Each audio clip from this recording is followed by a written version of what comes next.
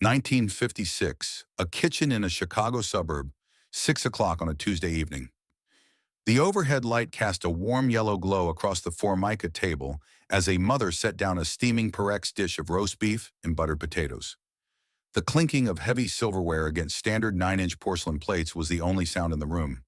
But the strange part is this: nothing on that kitchen counter came with a barcode, and she never once bought a product labeled diet. She did not avoid carbohydrates or track her macros. She simply ate what was prepared. Yet 15 years after her wedding day, she still effortlessly slipped into her original dress. She did not need an expensive gym membership or a restrictive weight loss program.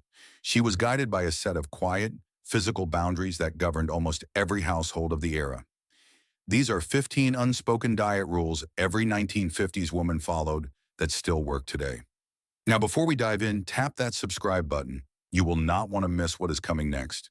The modern diet industry wants you to believe that staying slim requires constant tracking, specialized foods, and endless exhaustion. But for women in the 1950s, weight management was never a daily project. It was simply life. These unspoken rules did not vanish because they stopped working. They vanished because no one could patent a smaller dinner plate, and no corporation could profit off the quiet discipline of a home-cooked meal. The deeper you look, the less old-fashioned these habits seem. What disappeared was not the result, but the practical knowledge around it. We are counting down 15 forgotten rules that naturally kept mid-century women in shape. And pay attention, because by the time we reach number 1, you will realize exactly what families used to pass down without ever calling it a diet. The countdown starts with the simplest object in the room, right at the dinner table. Number 15, the standard plate size. Before calorie counting apps existed, portion control was handled by physics. A standard 1950s dinner plate was roughly 9 inches across, compared to the massive 12-inch platters we use today. When a mother served a meal, she filled the plate. The visual cue of a full dish signaled to the brain that it was plenty of food. You could hear the heavy scrape of a fork against the porcelain, knowing that once the plate was clear, dinner was done. Today, we put the same amount of food on a larger plate, feel deprived by the empty space, and reach for seconds. The boundary was built into the object itself. Number 14, no snacking between meals. The concept of grazing throughout the day was entirely foreign. Pantries held raw ingredients like flour and oats, not brightly colored cellophane bags of instant gratification. If you felt a pang of hunger at 3 in the afternoon, you were told to wait. A slight rumble in the stomach was not considered an emergency requiring a quick cure. It was just a natural rhythm. By the time families sat down at 6 o'clock, the smell of roasting meat was intoxicating because they were actually hungry. We traded that anticipation for constant, mindless grazing. Number 13, full-fat everything. Look inside any rounded door Frigidaire of the era, and you would find whole milk and sticks of real butter wrapped in wax paper. Women cooked with bacon grease saved in a tin on the stove. This sounds terrifying to modern dieters, but this fat was deeply satiating. It coated the tongue, tasted rich, and signaled the body to stop eating. When the diet industry eventually removed fat from our food, they replaced it with sugar, leaving us perpetually hungry. The mid-century woman did not fear fat. She used it to keep her family satisfied. And once you realize how much of this relied on simple timing and honest ingredients, the modern habit of constant eating starts to look exhausting. These early rules were not about restriction, they were about order. Food had its proper time, its proper form, and its proper place. Number 12, eating at the table, nowhere else. You did not eat in the car, you did not walk down the street with a coffee cup, and you certainly did not eat in bed. Food belonged strictly at the dining table. This physical separation meant that eating required your full attention. The act of sitting down, unfolding a cotton napkin, and holding silverware created a deliberate ritual. When every room in the house becomes a dining room, every moment becomes an opportunity to consume. Number 11, the meat and 2 veg routine. Meal planning was rarely a complex science. The formula was almost universal. A modest portion of meat, a starch, and a vegetable. It was predictable, but that predictability removed the constant mental gymnastics of wondering what to eat.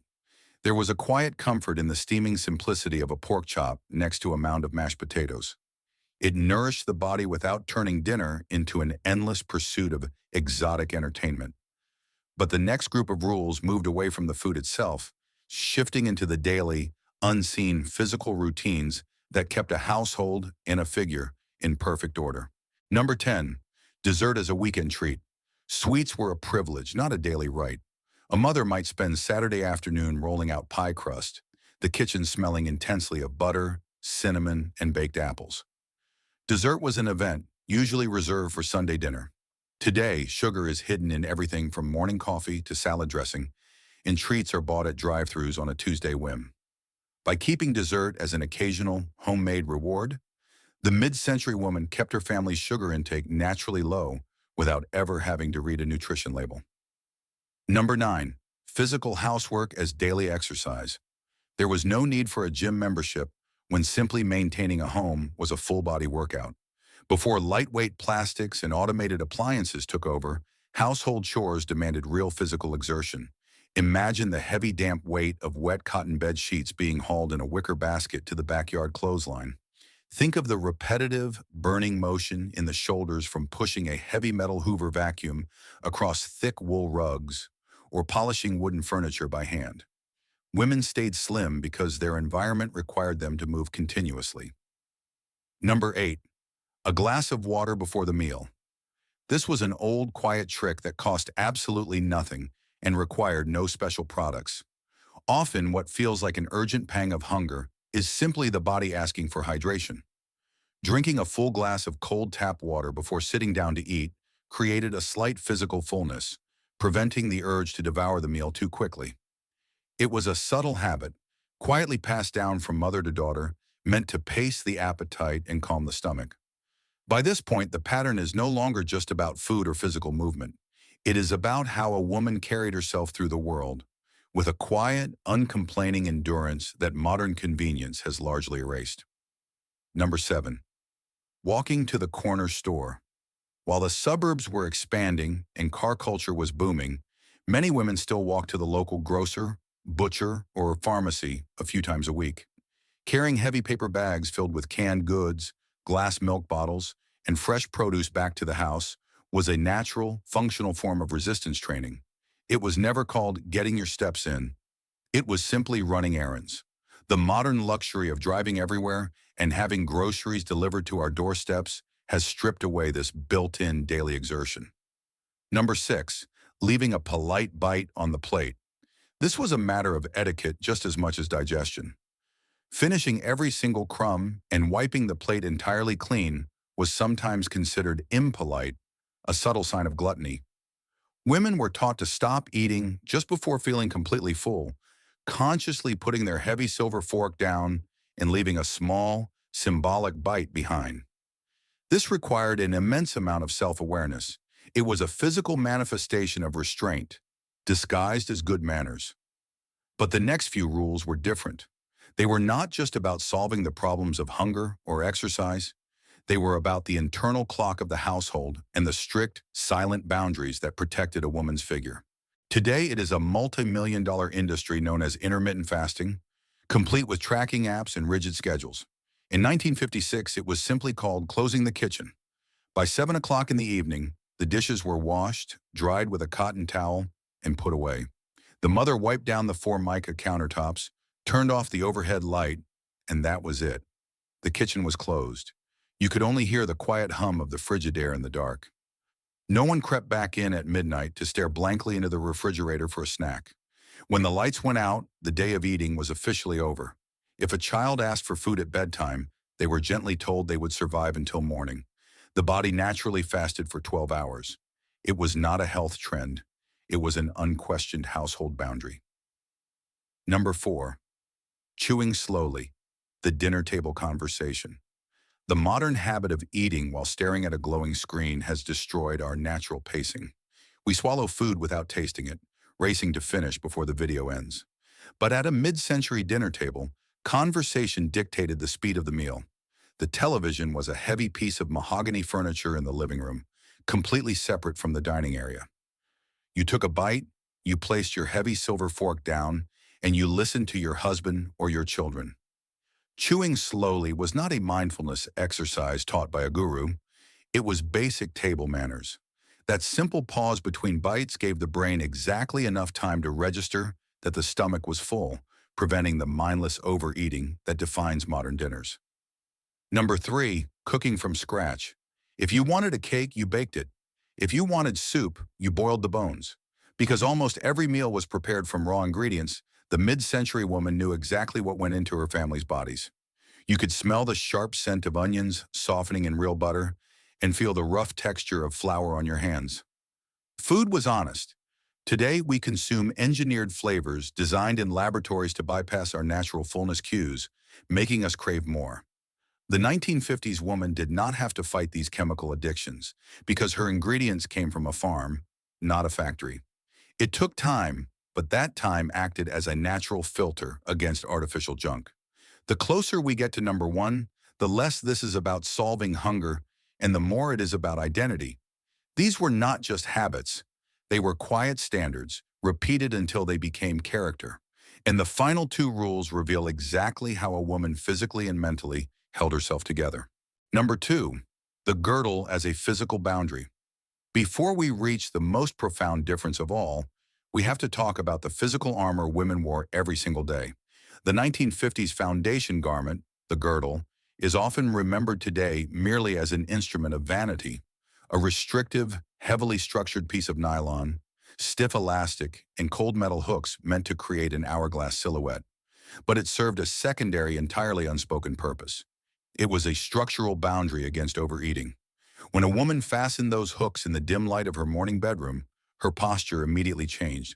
Shoulders rolled back, the spine straightened. And when she sat down at the dinner table in the evening, that rigid elastic offered immediate physical feedback. You simply could not overeat while wearing a properly fitted mid-century girdle. If you took one bite too many of that buttered potato or heavy roast beef, the garment would physically push back. It forced moderation without requiring a single ounce of mental willpower. Today, we have traded that structural discipline for the ultimate comfort of stretchy yoga pants and elastic waist loungewear. Clothing designed to forgive endless expansion, allowing us to eat well past the point of natural fullness. We call this modern clothing freedom, but in reality, we have just removed the physical boundaries that once quietly kept our portions in check. The girdle was not just about shaping the outside, it disciplined the inside. And now we reach the one rule that explains all the others. The final habit was never just about the food on the plate, nor the clothes on the body. It was about the mindset of an entire generation, and it is the exact reason why these forgotten habits still feel so deeply personal decades later. Number 1, eating with purpose, not emotion. If you truly want to understand why the mid-century woman stayed slim without tracking a single calorie or buying a single diet book, you have to look at what she did not do when she was sad, bored, or overwhelmed. She did not eat. For the 1950s generation, many of whom had survived the crushing scarcity of the Great Depression and the strict rationing of the Second World War, food had a distinct, deeply respected purpose. It was nourishment. It was the centerpiece of family connection when the clock struck 6. But it was not therapy, and it was certainly not entertainment. Today, the modern food industry has engineered endless products specifically to soothe our modern anxieties. We eat to celebrate, we eat to mourn, we eat to distract ourselves, and we eat simply because a screen is glowing in front of us. We have been trained by marketing to treat a brightly colored package of processed sugar as a valid cure for a difficult Tuesday afternoon. But picture that mother in 1956, when the house was finally quiet, when the children were asleep, and she felt the heavy exhaustion of the day settling into her bones. She did not open the Frigidaire looking for emotional comfort. She might have poured a cup of hot black coffee. She might have stepped out onto the front porch, wrapping a cardigan around her shoulders for a breath of cold evening air. Or she might have just sat at the kitchen table in the quiet dark, letting the stillness of the room be enough. She possessed a profound self-reliance that modern consumer culture has entirely stripped away. She did not need to consume a product to regulate her emotions. That quiet room, that meticulously wiped down Formica counter, that empty porcelain sink, They represented a kind of dignity that no modern weight loss program could ever sell. It was not a diet, it was a standard. And it was a silent inheritance of discipline that we traded away long ago. These 15 unspoken rules did not vanish because they failed. They vanished because they were entirely free. The diet industry could not package the physical discipline of a smaller plate, and no corporation could sell the quiet satisfaction of a home-cooked family meal. What disappeared from our modern lives was not just a set of dietary guidelines. It was patience. It was household intelligence. It was the absolute self-reliance of a generation that understood food was meant to nourish, not to endlessly entertain. We traded the quiet dignity of a closed kitchen for the restless anxiety of constant consumption. But the past is never entirely gone. Somewhere, a kitchen light is still glowing warmly over a porcelain sink. Somewhere, a heavy silver fork is being gently placed on a 9-inch plate. And somewhere, a daughter is watching her mother wipe down a countertop, learning the boundaries of a well-ordered life without a single word being spoken. What is the one old-fashioned eating habit your grandmother passed down to you? Let me know in the comments below. If this video brought back memories or made you pause, please hit the like button and subscribe to the channel. Then click the video on your screen for another journey into the forgotten, unspoken rules of mid-century America.